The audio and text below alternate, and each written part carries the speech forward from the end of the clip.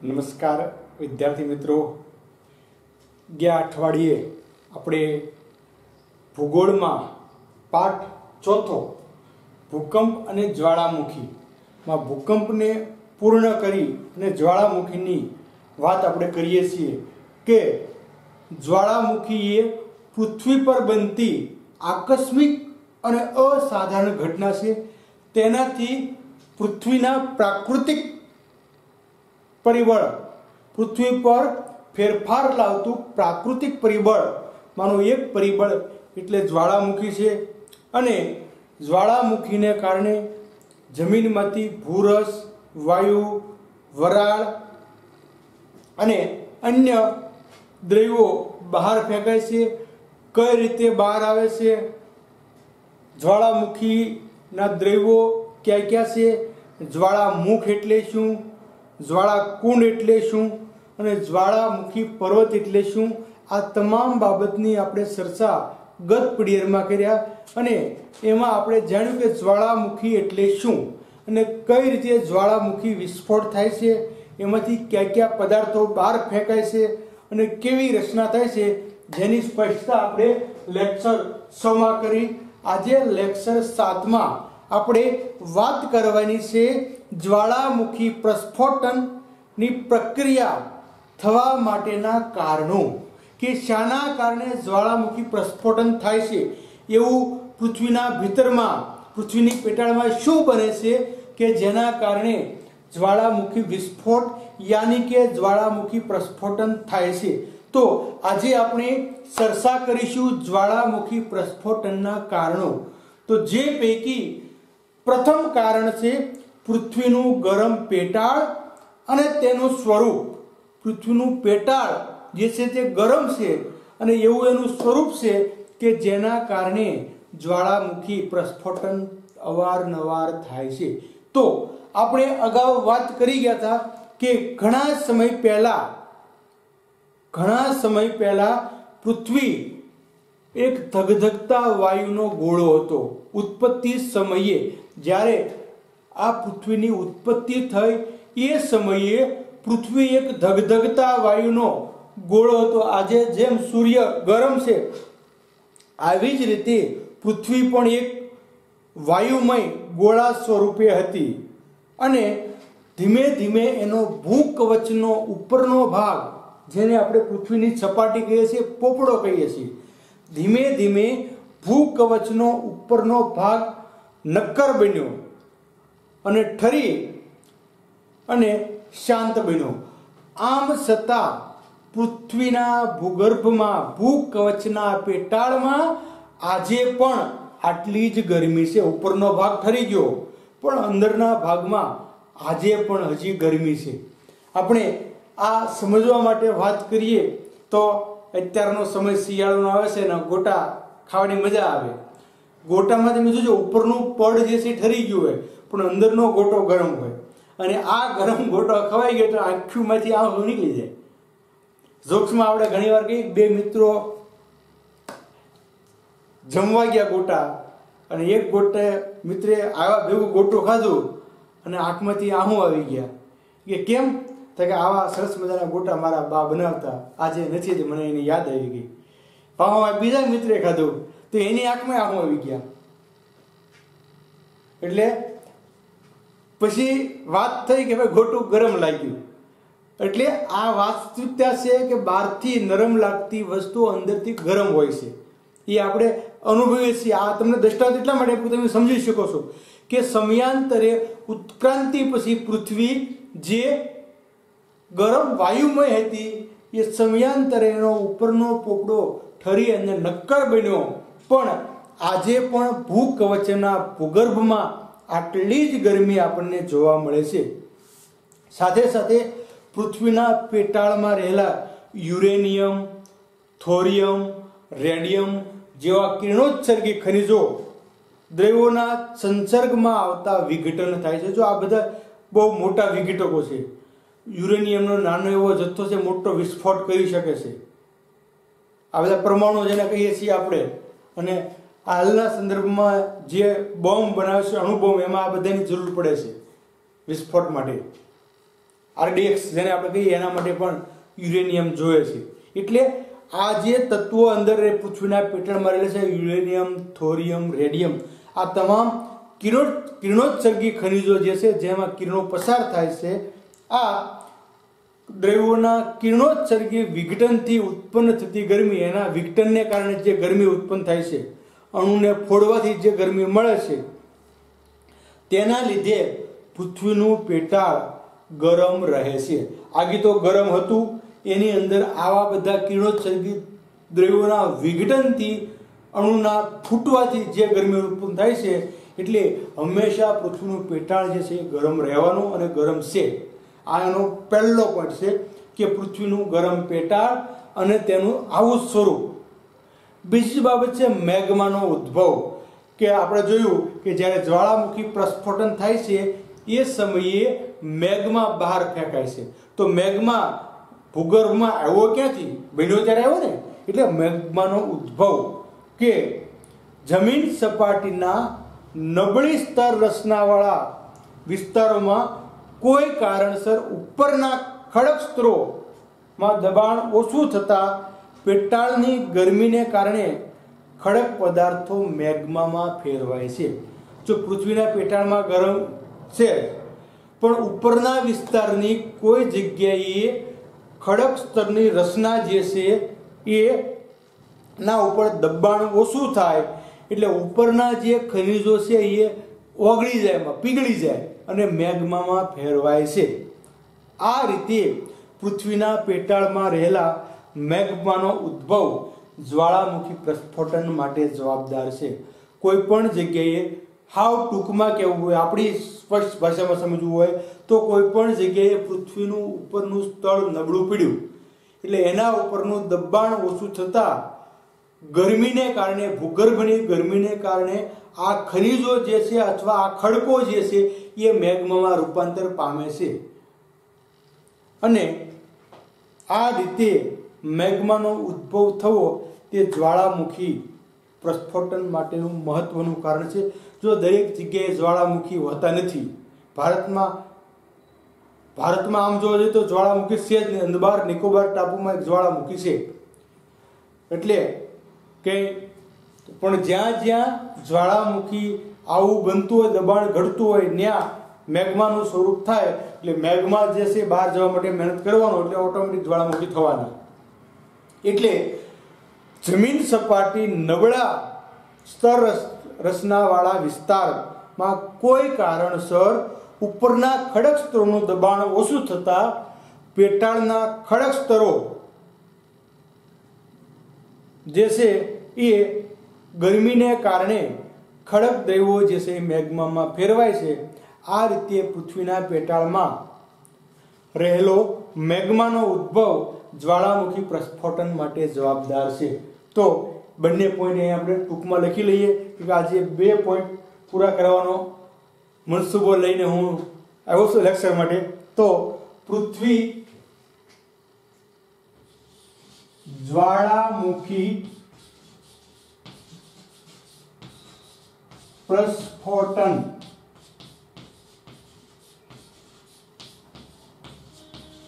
માટેના કારણો, જ્વાળામુખી પ્રસ્ફોટન માટેના કારણો, જ્વાળામુખી શાને કારણે ફાટે છે, શાને કારણે વિસ્ફોટ થાય છે. તો પહેલું કારણ પૃથ્વીનું ગરમ પેટાળ અને તેનું સ્વરૂપ. પૃથ્વીનું ગરમ પેટાળ અને તેનું સ્વરૂપ.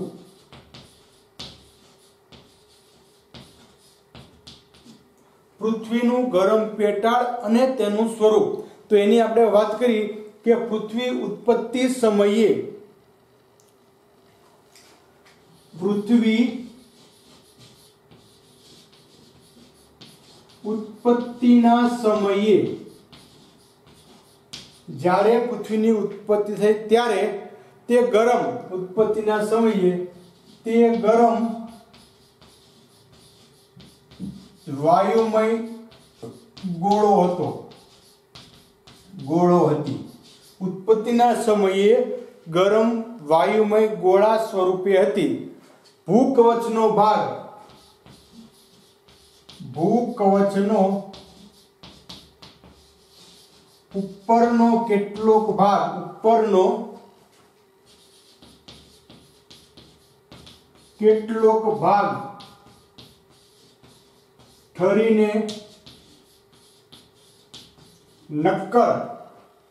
નક્કર બન્યો। આમ છતાં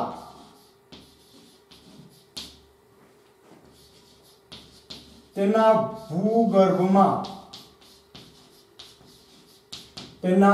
ભૂગર્ભમાં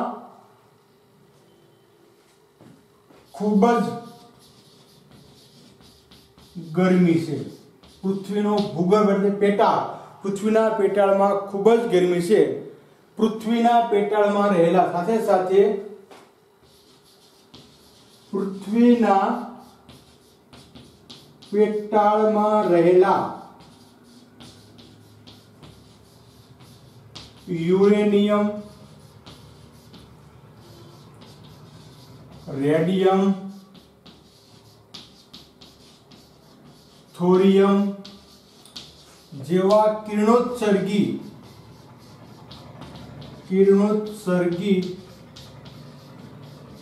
દ્રવ્યોના વિઘટનના કારણે, વિઘટનથી ઉત્પન્ન થતી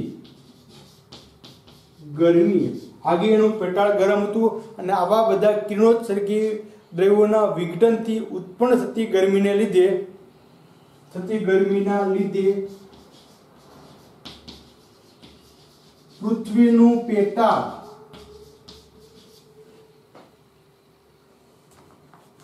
ગરમ રહે છે। બંને બાબત અહીંયા વર્ણવી આપણે કે શરૂઆતમાં પૃથ્વી ગરમ હતી એટલે ગરમ છે, બીજું કે આવા કિરણોત્સર્ગી દ્રવ્યોના વિઘટનથી ગરમી ઉત્પન્ન થાય છે અને જેના કારણે પૃથ્વીનું પેટાળ છે એ ગરમ રહે છે। બીજી બાબત આપણે જોઈએ મેગ્માનો ઉદ્ભવ।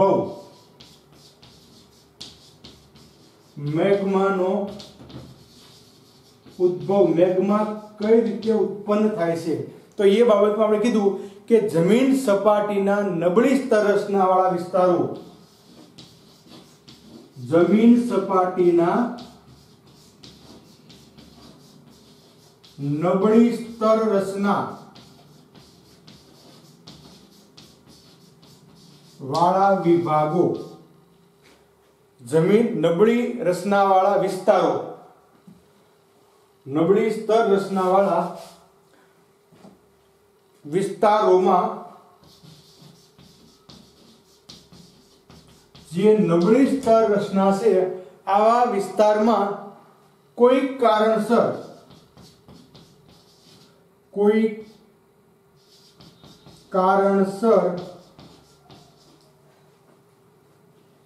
ખડક સ્તરો પરનું દબાણ, કોઈ કારણસર ખડક સ્તરો પરનું દબાણ, ખડક સ્તરો પરનું દબાણ ઓછું થતા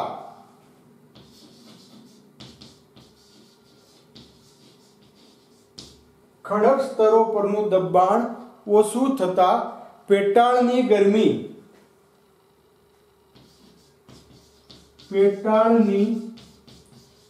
ગરમીના કારણે, ખડક સ્તર પરનું દબાણ ઓછું થતા ગરમીના કારણે ખડક પદાર્થો મેગ્મામાં ફેરવાય છે।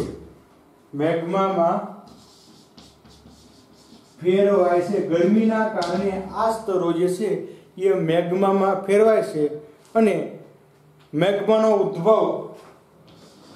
આ રીતે મેગ્માનો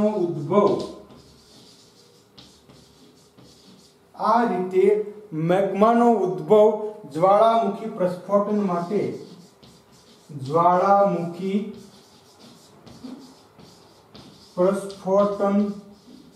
માટે જવાબદાર છે. જ્વાળામુખી પ્રસ્ફોટન માટે જવાબદાર છે. તો આ રીતે આપણે જોયું કે જ્વાળામુખી પ્રસ્ફોટન માટેના બે કારણો, પૃથ્વીનું ગરમ પેટાળ અને તેનું સ્વરૂપ, અને મેગ્માનો ઉદ્ભવ. નેક્સ્ટ ત્રીજો પોઈન્ટ આપણે જોઈએ તો વાયુઓ અને વરાળનો ઉદ્ભવ. પૃથ્વીના પેટાળમાં વાયુઓ ઉત્પન્ન થાય છે અને વરાળ થાય છે. તો વરાળ કઈ રીતે થાય તો આપણે જોઈ ગયા હતા અગાઉ આંતરિક રચનામાં કે ભાઈ અંદર પાણી ઉતરે અને પાણીનું વરાળમાં રૂપાંતર થાય, વરાળ વધારે જગ્યા રોકે છે. એટલે વાયુઓ અને વરાળનો ઉદ્ભવ મેગ્માના કદનું વિસ્તરણ થવાને કારણે તેમાં રહેલી ગરમીને લીધે વિવિધ વાયુઓ ઉત્પન્ન થાય છે. મેગ્માના કારણે એની અંદર રહેલી ગરમીને લીધે વિવિધ વાયુઓ ઉત્પન્ન થાય છે અને ખડક સ્તરોની ફાટો દ્વારા પૃથ્વી સપાટી પરથી નીચે ઉતરેલું પાણી મેગ્માના સંસર્ગમાં આવતા, મેગ્મા સાથે સંપર્કમાં આવતા વરાળમાં રૂપાંતર થાય છે. સાથે સાથે સાગરો અને મહાસાગરના પાણી પેટાળમાં જતા તેમાંથી પણ વરાળ ઉત્પન્ન થાય છે, જે પ્રસ્ફોટન સમયે પૃથ્વી સપાટી પર ઘસી આવે છે. એટલે વરાળ કઈ રીતે ઉત્પન્ન થાય એ બાબતે આપણે અહીંયા જોયું. એક તો પહેલી વાત કે પૃથ્વીના પેટાળની ગરમીને લીધે વિવિધ વાયુ ઉત્પન્ન થાય છે, આ પહેલી બાબત. બીજી કે ફાટ ખીણોમાંથી પૃથ્વીની તળ સપાટીનું પાણી જે જમીનમાં ઉતરે છે અને મેગ્માના સંસર્ગમાં આવતા તેનું વરાળમાં રૂપાંતર થાય છે. એવી જ રીતે સાગર અને મહાસાગરનું પાણી પણ પૃથ્વીના પેટાળમાં ઊંડે ઉતરે છે અને ત્યાં પૃથ્વીની ગરમીને કારણે એનું વરાળમાં રૂપાંતર થાય છે અને આ વરાળ જે પૃથ્વીના જ્વાળામુખીના પ્રસ્ફોટન સમયે સપાટી તરફ ઘસી આવે છે. આ ત્રીજી બાબત. અને ચોથી, મેગ્માનું ભૂસપાટી તરફનું ઉદ્વહન. મેગ્મા અંદર ગરમી થાય, ધીમે ધીમે સપાટી ઉપર આવતું જાય છે અને જેના કારણે એ કોઈ પણ ભૂમિ ભાગના નબળા ભાગને તોડી અને જ્વાળામુખી સ્વરૂપે બહાર નીકળે છે. પાણી કરતા વરાળ 1300 ગણી વધુ જગ્યા રોકે છે.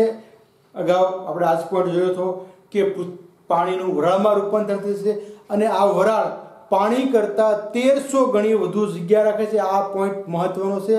ખાલી જગ્યા ખરા ખોટા જોડકા માટે કે શોર્ટ ક્વેશ્ચન માટે તમારા મગજમાં રહેવો જોઈએ.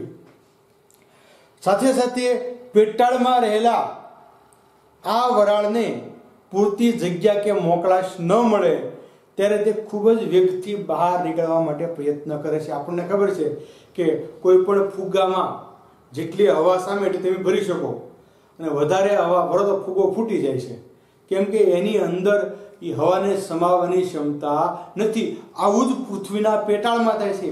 પૃથ્વીના પેટાળમાં જ્યાં સુધી આ વરાળનો સમાવેશ થઈ જાય છે ત્યાં સુધી અંદર સમાઈ રહેશે, પણ જ્યારે મોકળાશ ન મળે ત્યારે આ વરાળ બહાર નીકળવા માટે પ્રયત્ન કરે છે અને પોતાની સાથે પ્રવાહી મેગ્માને પણ ભૂસપાટી તરફ લાવે છે. આ એકલી વરાળ નથી આવતી, એની સાથે સાથે મેગ્મા પણ બહાર આવે છે. એકલી વરાળ આવે તો એ કાંઈ આપણે નુકસાન નથી કરવાની, પણ મેગ્મા જે અર્ધ પ્રવાહી સ્વરૂપે હોય એનો ભાગ પણ સાથે ભૂસપાટી પર ધકેલાય છે. પરિણામે પોસા ખડક સ્તરોને તોડીને, પરિણામે જે નબળા સ્તરો છે એને તોડીને ધડાકા સાથે અથવા શાંત રીતે બહાર ઘસી આવે છે.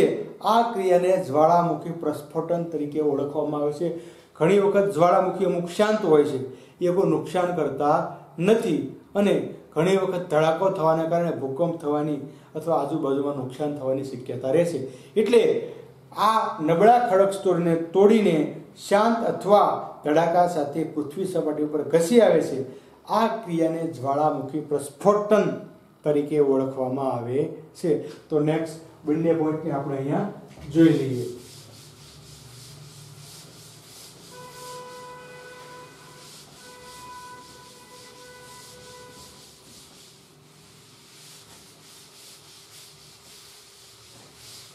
તો ત્રીજી બાબત છે જ્વાળામુખી પ્રસ્ફોટન માટેનું કારણ વાયુઓ અને વરાળનો ઉદ્ભવ.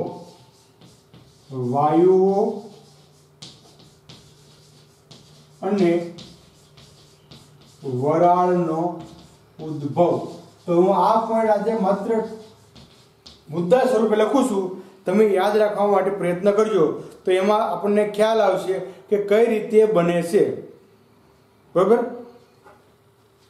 તો સૌપ્રથમ પહેલો પોઈન્ટ લખું છું, મેગ્માના કારણે મેગ્માના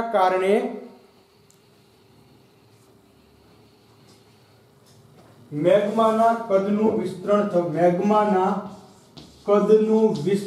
થવાથી, ટૂંકમાં લખું છું હવે, મેગ્માના કદનું વિસ્તરણ થવાથી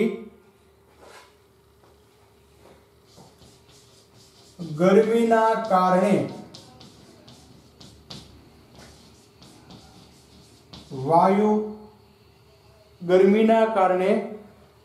વાયુઓ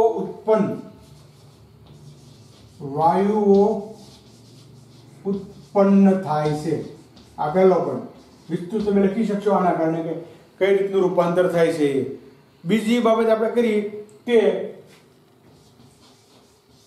ખડકોની ફાટકીણમાંથી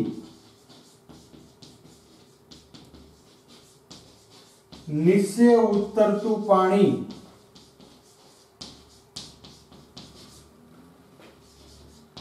મેગ્માના સંસર્ગથી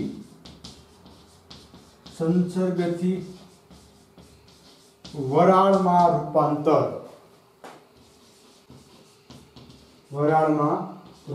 થાય છે. અને ત્રીજી બાબત આપણે જોઈ કે સાગર અને મહાસાગરના પાણી, સાગર અને મહાસાગરોના પાણી પણ જમીનમાં ભૂગર્ભમાં જાય છે. પાણી પેટાળમાં જતા વરાળમાં રૂપાંતર થાય છે. ભૂગર્ભના પાણી મહાસાગરના પેટાળમાં જતા વરાળમાં રૂપાંતર થાય છે. અને જે પ્રસ્ફોટન સમયે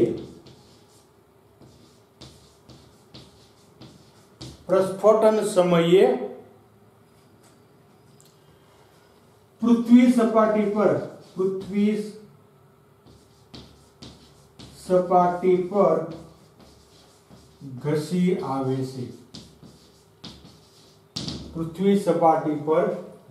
આવે છે. અને છેલ્લે ચોથી બાબત છે મેગ્માનું ભૂસપાટી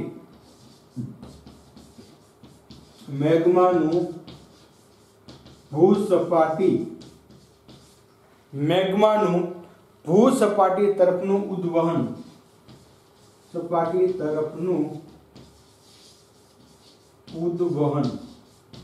મેગ્માનું ભૂસપાટી તરફનું ઉદ્વહન.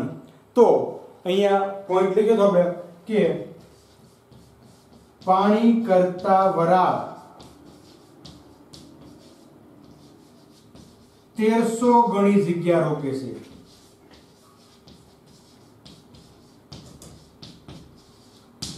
વરાળનું રૂપાંતર થઈ ગયું. આ વરાળ 1300 ગણી જગ્યા રોકે છે. અને પૃથ્વીના પેટાળમાં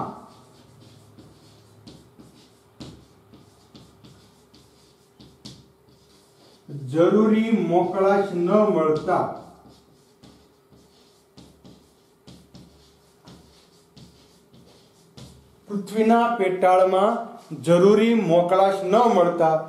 તે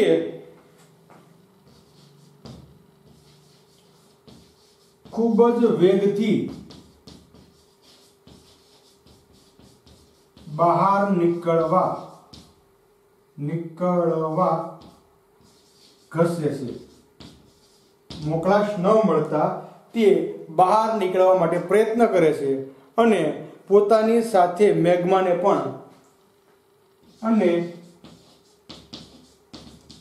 પોતાની સાથે મેગ્માને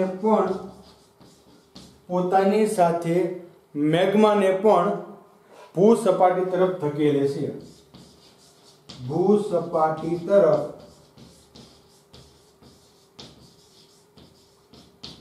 ધકેલે છે, પોતાની સાથે મેગ્માને પણ ભૂસપાટી તરફ ધકેલે છે અને પોષા ખડકોને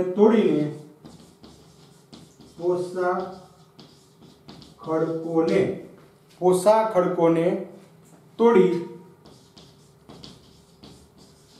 ધડાકા સાથે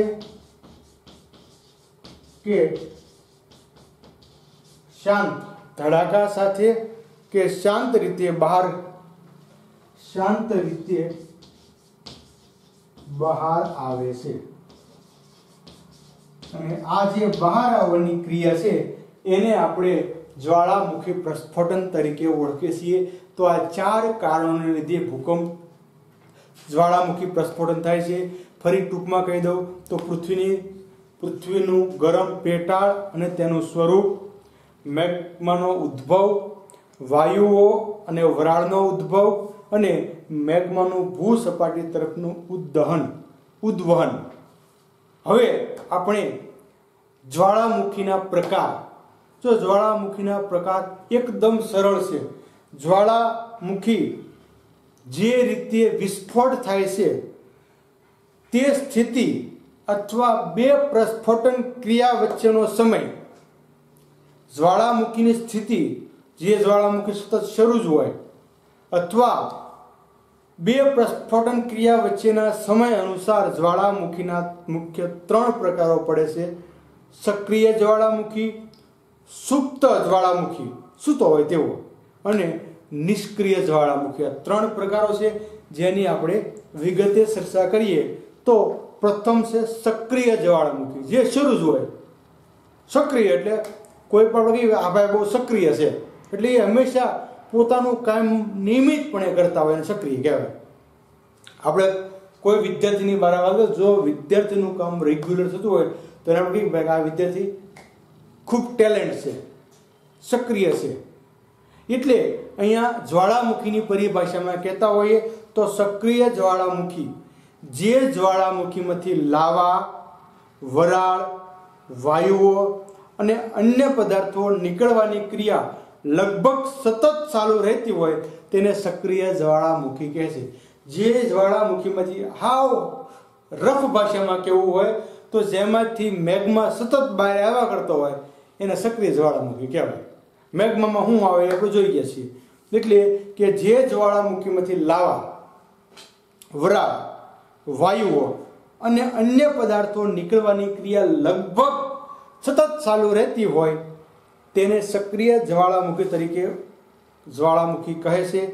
ઇટલીમાં આવેલો એટના જ્વાળામુખી તેનું ઉદાહરણ છે। ઇટલી અથવા ઇટાલીમાં આવેલો એટના જ્વાળામુખી આ સક્રિય જ્વાળામુખી છે, યાદ રાખજો નામ, કે ઇટલીમાં આવેલો એટના સક્રિય જ્વાળામુખીનું ઉદાહરણ છે।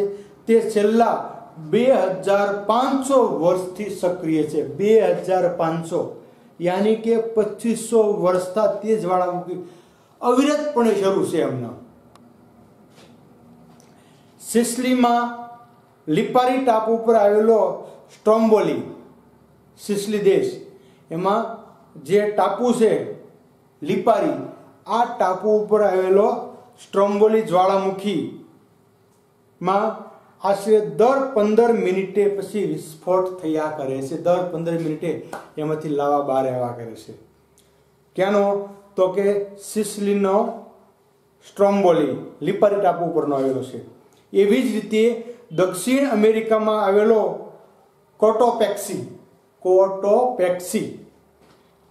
વિશ્વનો સૌથી ઊંચો દીખતો જ્વાળામુખી છે। સૌથી ઊંચો જ્વાળામુખી દક્ષિણ અમેરિકામાં આવેલો કોટોપેક્સી, જેની ઊંચાઈ છે 6500 મીટર। તમે વિચારો, આપણા જુનાગઢ કરતાં પણ વધારે છે। જુનાગઢની ઊંચાઈ 3000 મીટર નથી પૂરી। સ્ટ્રોમ્બોલી ભૂમધ્ય સમુદ્રની દીવાદાંડી કહેવાય છે. સ્ટ્રોમ્બોલી જે છે એ ભૂમધ્ય સમુદ્રની દીવાદાંડી છે, કારણ કે તેમાંથી નીકળતા સળગતા વાયુઓનો પ્રકાશ દૂર સુધી ફેલાય છે. ભૌગોલિક કારણ આવ્યા કે સ્ટ્રોમ્બોલી ભૂમધ્ય સમુદ્રની દીવાદાંડી છે. તો લખવાનું, કારણ કે સ્ટ્રોમ્બોલી જ્વાળામુખી છે ભૂમધ્ય સમુદ્રમાં આવેલો છે અને તેમાંથી નીકળતા સળગતા વાયુઓનો પ્રકાશ દૂર સુધી ફેલાય છે, એટલે તે દીવાદાંડીનું કામ કરશે. એટલા માટે સ્ટ્રોમ્બોલી ભૂમધ્ય સમુદ્રની દીવાદાંડી છે. ભારતમાં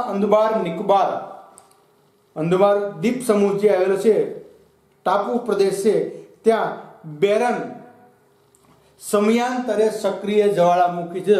સતત શરૂ નથી, પણ અમુક સમયે મહિને 15 દિવસે કે 2 મહિને એ ફરી પાછું સક્રિય બને છે. એટલે અંદમાન દ્વીપ સમૂહનો બેરન સક્રિય જ્વાળામુખી છે, એટલે અમુક સમયે સક્રિય બને છે, તેથી તેને સક્રિય જ્વાળામુખી તરીકે ઓળખવામાં આવે છે. તો આમાં મુખ્યત્વે જે બાબત આપણે જોઈ કે જે જ્વાળામુખી સતત શરૂ હોય છે એને સક્રિય જ્વાળામુખી કહેવાય છે. ઇટલીનો એટના સક્રિય જ્વાળામુખી છે, છેલ્લા 2500 વર્ષથી સતત શરૂ છે. દક્ષિણ અમેરિકાનો સ્ટ્રોમ્બોલી સક્રિય જ્વાળામુખી છે, તેમાં દર 15 મિનિટે વિસ્ફોટ થાય છે. સિસલીનો સ્ટ્રોમ્બોલી અમેરિકામાં આવેલો કોટોપેક્સી વિશ્વનો સૌથી ઊંચો જ્વાળામુખી છે, જે 6500 મીટરની ઊંચાઈ ધરાવે છે. અને ભારતમાં અંદમાન દ્વીપ સમૂહમાં આવેલો બેરન સક્રિય જ્વાળામુખી છે. હવે એને આપણે પોઈન્ટમાં રજૂ કરી દઈએ.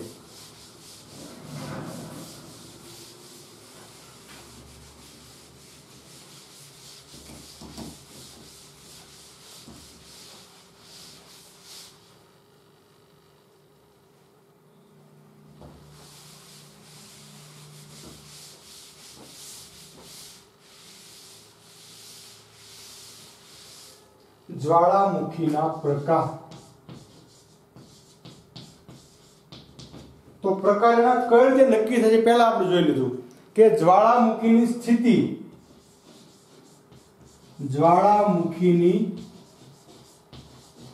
સ્થિતિ અથવા પ્રસ્ફોટન ક્રિયા વચ્ચેનો સમય, પ્રસ્ફોટન ક્રિયા વચ્ચેનો સમય ના આધારે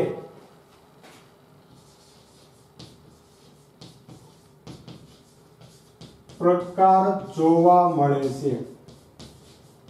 પ્રસ્ફોટન સમયના આધારે પ્રકાર જોવા મળે છે, જેમાં આપણે પ્રથમ પ્રકારની વાત કરી, સક્રિય જ્વાળામુખી.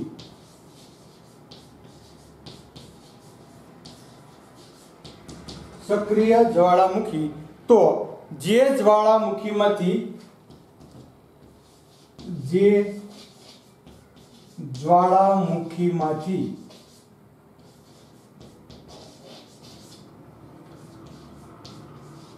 લાવા, વાયુઓ, વરાળ, વાયુઓ અને અન્ય પદાર્થો નીકળવાની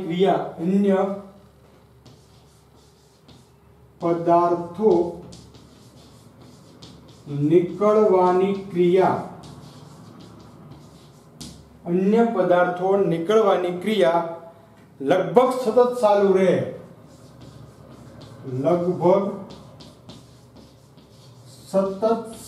રહે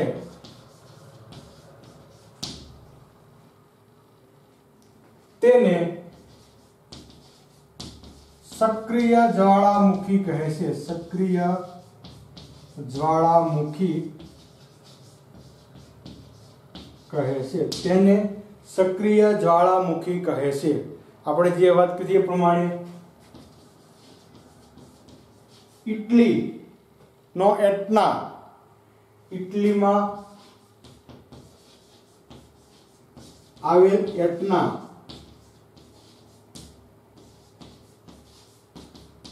સક્રિય જ્વાળામુખી છે અને તે છેલ્લા 2500 વર્ષથી સક્રિય છે. જ્વાળામુખી છે તે છેલ્લા 2500 વર્ષથી સક્રિય છે. છેલ્લા 2500 વર્ષથી સક્રિય છે. સિસલી ના લિપારી ટાપુ પર આવેલો સિસલીના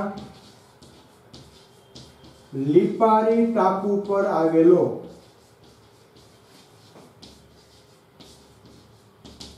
સિસલીના લિપારી ટાપુ પર આવેલો સ્ટ્રોમ્બોલી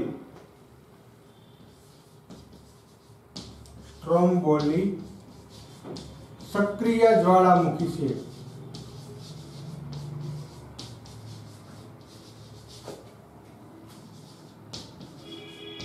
તેમાં દર 15 મિનિટે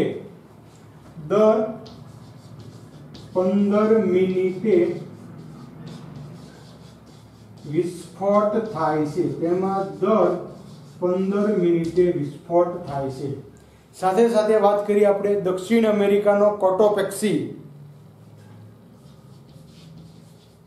દક્ષિણ અમેરિકાનો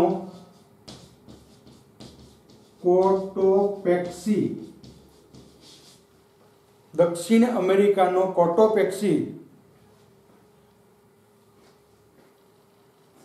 વિશ્વનો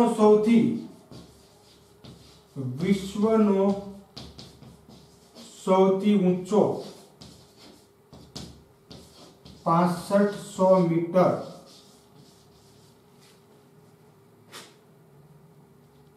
પર દીખતો જ્વાળામુખી છે. દીખતો જ્વાળામુખી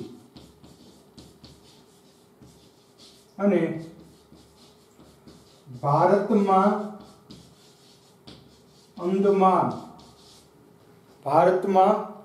અંદમાન દ્વીપ સમૂહ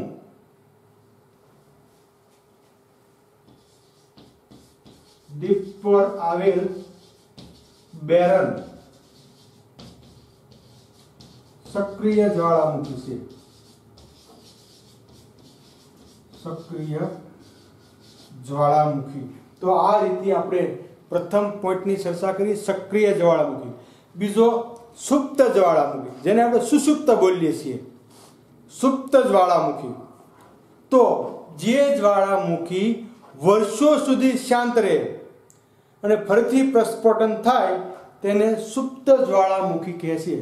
એ સતત શરૂ હોતો નથી, વર્ષો સુધી શાંત રહેતો હોય અને અમુક વર્ષો પછી ફરી પાછો પ્રસ્ફોટન થાય. આવા જ્વાળામુખીને સુપ્ત જ્વાળામુખી તરીકે ઓળખવામાં આવે છે. ઇટલીનો વિસુવિયસ જો ઇટલીના બે છે, સક્રિયમાં આવશે એટલા સ્ટ્રોમ્બોલી, કોટોપેક્સી અને બેરન. આ સક્રિય જ્વાળામુખી છે, યાદ રાખવાના. નિષ્ક્રિયમાં ઇટલીનો વિસુવિયસ સક્રિય સુપ્ત જ્વાળામુખી છે. તે ઘણા વર્ષો સુધી સુપ્ત અવસ્થામાં રહ્યા પછી 1931માં તેનું પ્રસ્ફોટન થયું હતું. ત્યાર પછી ફરી પાછું સુપ્ત અવસ્થામાં છે. હજી આ યાદ રાખવાનું કે 1931માં કયા જ્વાળામુખીનું પુનઃ પ્રસ્ફોટન થયું હતું, તો આપણે કહી શકીએ વિસુવિયસ ઇટલીમાં આવેલો છે. સાથે સાથે ઇન્ડોનેશિયાનો કાકાટોઆ, ચીલીમાં આવેલો એન્કાગુઆ અને જાપાનનો ફુજિયા સુપ્ત જ્વાળામુખી છે. અહીંયા પણ 4 ઉદાહરણ આવી ગયા.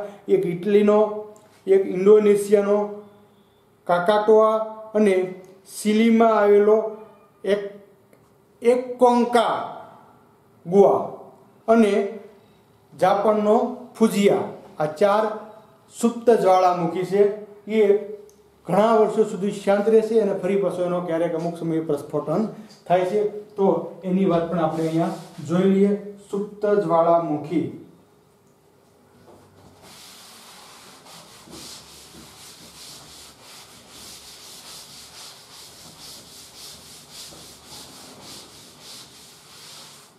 બીજો પ્રકાર છે સુપ્ત જ્વાળામુખી।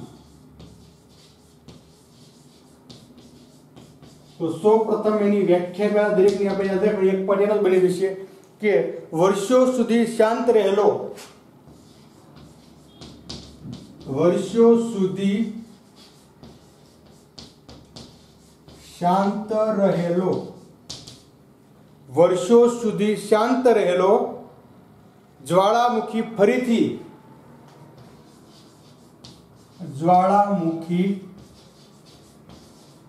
ફરીથી પ્રસ્ફોટન, વર્ષો સુધી શાંત રહેલો જ્વાળામુખી ફરીથી પ્રસ્ફોટન પામે તો તેને સુપ્ત જ્વાળામુખી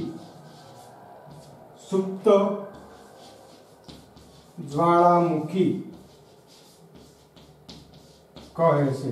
ફરીથી પ્રસ્ફોટન પામે તેને સુપ્ત જ્વાળામુખી કહે છે। ઇટલીનો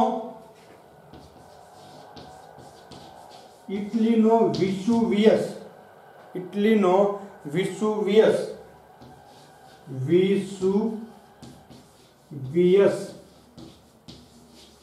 જ્વાળામુખી ઉદાહરણ છે। ઘણા વર્ષો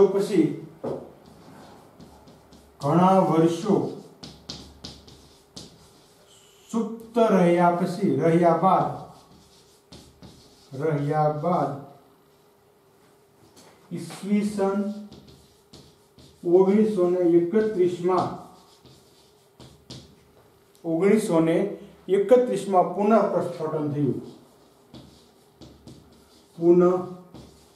પ્રસ્ફોટન થયું। ત્યારથી આજ સુધી ફરી પાછો એ શાંત છે।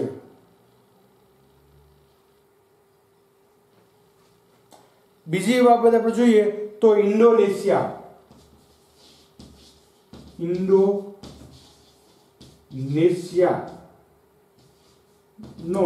ઇન્ડોનેશિયાનો કાકાટોઆ સિલીનો એક કોન્કાગુઆ, જો એ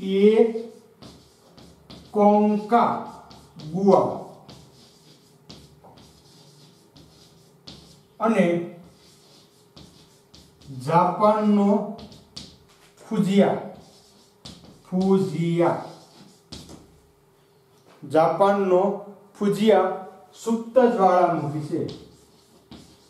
સુપ્ત જ્વાળામુખી છે। અને છેલ્લે નિષ્ક્રિય જ્વાળામુખી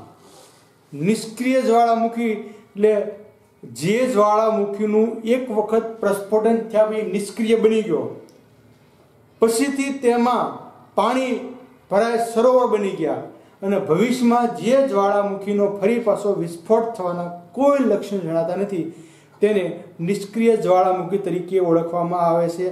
આફ્રિકામાં આવેલો કિલીમાંજરો, મ્યાનમારનો પોપા અને ઈરાનનો કુલ સુલતાન અને બંગાળની ખાડીમાં આવેલો નારકોન્ડમ નિષ્ક્રિય જ્વાળામુખી છે। એના દરેક જ્વાળામુખીને આપણે ચાર ઉદાહરણ જોયા છે। વિસ્તાર પ્રમાણે આપણે યાદ રાખવાના રહેશે, ભૂલ ન પડે, ખાસ તકેદારી રાખવાની।